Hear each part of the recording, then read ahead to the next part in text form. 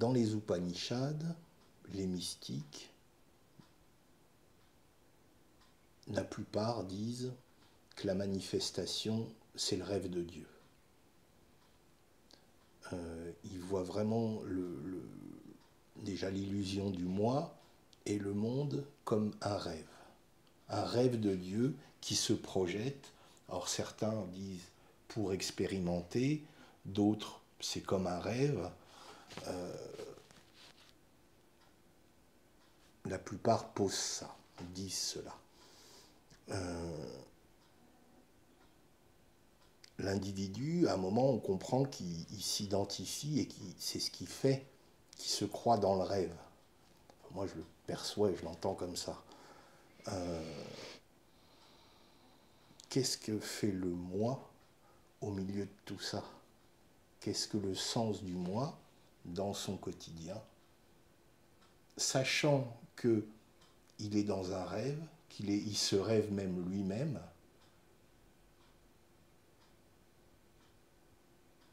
qu'est-ce qu'il peut poser comme acte, dans la mesure où il y a un acte à poser, pour s'unifier à la conscience globale? Parce qu'une grande partie de ton enseignement,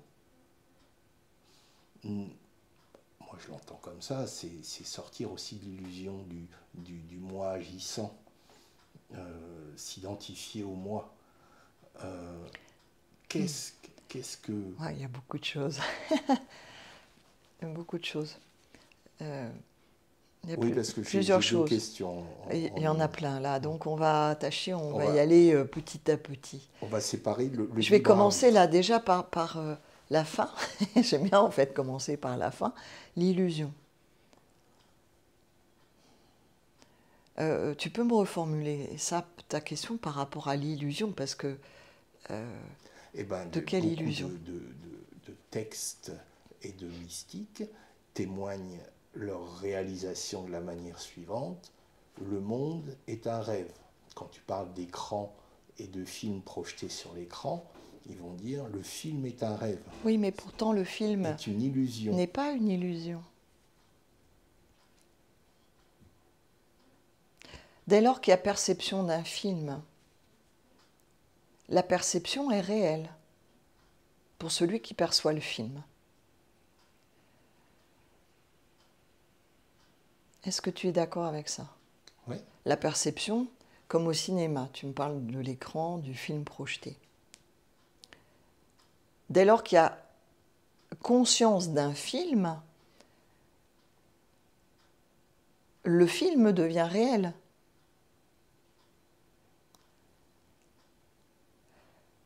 Lorsqu'on parle d'illusion, c'est toute la difficulté des termes. C'est qu'en fait, pour l'être, la conscience énergie, tu parlais d'un individu, mais de quel individu est-il question? C'est une conscience... Des gens qui t'écrivent, qui se sentent eux-mêmes des individus séparés. Voilà, c'est pour cela que la base est silence. Méditation, silence. Mais pas comme une pratique, c'est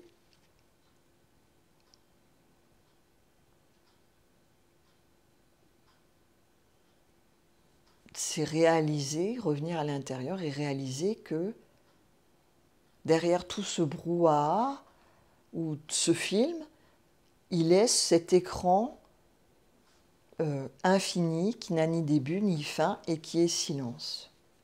Et cela est seul. Il n'est que cela. Ce qui va percevoir l'illusion, c'est la conscience limitée qui a une perception d'illusion. Tout comme cette conscience limitée en une autre limitation a la perception que c'est réel. C'est pour ça que je parle de réalité relative. Parce que la réalité absolue est silence méditation. C'est l'écran infini. Le reste, le film, a une réalité. On ne peut pas dire que c'est une illusion. Là, tout à l'heure, tu sautes de la montagne. Tu ne vas pas me dire que c'est une illusion. Quand tu as une crise de foi, que ce soit une crise de foi de ne plus croire en rien, d'être perdu, ou une crise de foi physique, d'avoir mangé trop de chocolat, ce qui expérimente ne peut pas dire que c'est une illusion. C'est relativement réel pour ceux qui l'expérimentent. C'est une affaire de point de vue, de conscience, perspective et de conscience. d'attachement. D'attachement aux limites, à la forme. Oui. Et l'invitation est de réaliser que en ce film, qui est projeté, qui va attirer la conscience, qui va peut-être même être totalement identifié, par exemple, à un personnage dans un film, qui va pleurer pour le personnage ou qui va se réjouir, cette partie-là est plus intéressée par le film que par l'écran, mais en fait, il n'est que l'écran. Le film n'existe pas réellement. D'un autre point de vue, tu ne peux pas rentrer dans le film. Le film est une illusion de ce point de vue-là. Il a une réalité relative, et pourtant, pour la conscience identifiée, ça va lui paraître réel. Pour la conscience identifiée, c'est réel.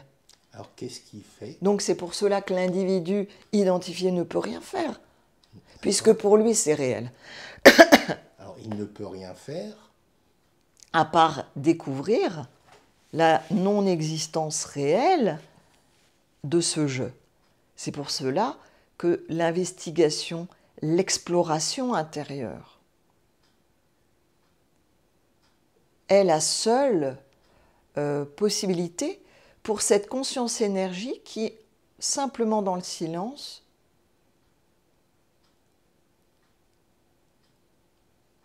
en fait, n'est pas plus attachée au silence qu'au film. Oui, très bien, très bien.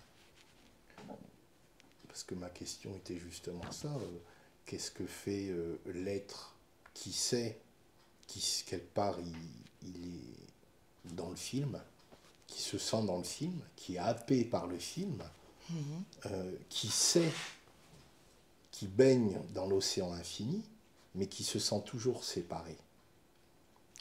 Ce sens individuel, cette graine personnelle qui fait que moi j'existe, est au milieu d'un champ de conscience, on va dire tout en tout. C'est pour ça que je reviens, j'invite toujours dans ce cas-là, reviens à l'espace du corps. Ouais. Déjà. Oui, comme on a fait déjà, revenir. Voilà, revenir l'espace du corps. Est-ce que vraiment tu es ce corps? Oui, instantanément, tu vas réaliser qu'il n'est qu'un espace. Donc déjà, ta pensée, ton mental va commencer à accepter l'idée que cette vision, cette croyance, en fait, c'est une croyance parce que ça ne correspond pas à ton expérience. Donc à un moment donné, ça va être le choix. Je privilégie les croyances ou l'expérience. Alors, j'entends tout ça. Ce moment d'expérience où on peut, à la rigueur, ou au moins expérimenter un champ plus vaste, où le sens du moi est comme atténué, on va dire, où la personne affirme, ok, je fais ce choix. Je fais ce choix de la conscience globale, on va dire. Ben, c'est pas un choix. Là où en est la personne encore identifiée, c'est juste. J'accepte la possibilité, pour être vrai. Parce que c'est encore un choix, l'individu, je fais ce choix. C'est pas possible. Donc ça se fait de soi-même. C'est arrêter de se crisper sur les croyances et se dire, effectivement, se fier à ton expérience intérieure. Par exemple, ce petit exercice, l'espace du corps. Est-ce que je suis ce corps? Où sont les limites de ce corps? Lorsque tu expérimentes la conscience apparemment identifiée, réalise qu'elle est libre, il y a possibilité d'être focalisé, d'être limité, et il y a possibilité d'être défocalisé.